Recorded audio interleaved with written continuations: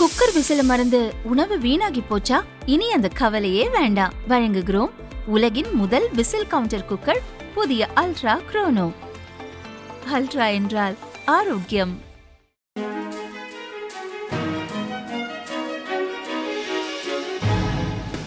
தட்டை, சீடை, முறுக்கு, ரிப்பன் பக்கோடா, அதிரசம், என்ன வேணாலும் செய்யுங்க.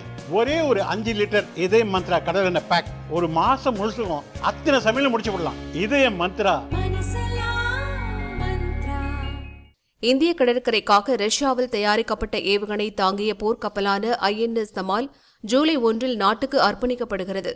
கடவுள்களின் ராஜாவான இந்திரனால் போருக்கு பயன்படுத்தப்பட்ட புராண வாளை குறிக்கும் வகையில் இந்த போர்க்கப்பலுக்கு தமால் என பெயரிடப்பட்டுள்ளது.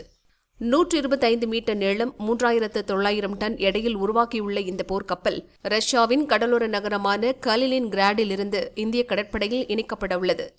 கடல், நிலம் இரண்டிலும் இலக்கை குறிவைக்கும் பிரமோஸ் நீண்ட தூர ஏவுகணை உட்பட இந்த கப்பலில் 26% தொழில்நுட்பங்கள், திறன்கள் மற்றும் உபகரணங்கள் இந்தியாவில் மேம்படுத்தப்பட்டவை.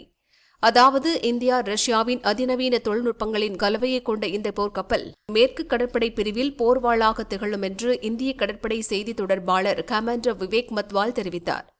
INS தமால் இந்திய கடற்படையின் வளர்ந்து வரும் திறன்களின் அடையாளமாக மட்டுமில்லாமல் இந்தியா ரஷ்யா கூட்டாண்மையின் வலிமையை எடுத்துக்காட்டும். கடந்த 20 ஆண்டுகளில் ரஷ்யாவிலிருந்து இந்திய கடற்படையில் இணையும் 8வது கிரீவாக் வகை போர்க்கப்பல் இது. இந்தியா ரஷ்யா ஒத்துழைப்பில் இரு நாடுகளிலும் தலா 2 போர்க்கப்பல்கள் தயாரிக்க ஒப்புக்கொள்ளப்பட்டன. ரஷ்யாவில் இருந்து இப்போது 2வது கப்பலின் தயாரிப்பு முடிந்து கடற்படையில் சேர்க்கப்பட உள்ளது. தொடக்க நிகழ்வில் மேற்கு கடற்படை பிரிவின் தளபதி சஞ்சய் ஜெய்சிங் தலைமையில் பல இந்திய மற்றும் ரஷ்ய உயர் பாதுகாப்பு அதிகாரிகள் பங்கேற்கின்றனர். வெளிநாட்டில் தயாரிக்கப்பட்டு இந்திய கடற்படையில் சேர்க்கப்படும் கடைசி போர்க்கப்பல் இது என்பது குறிப்பிடத்தக்கது.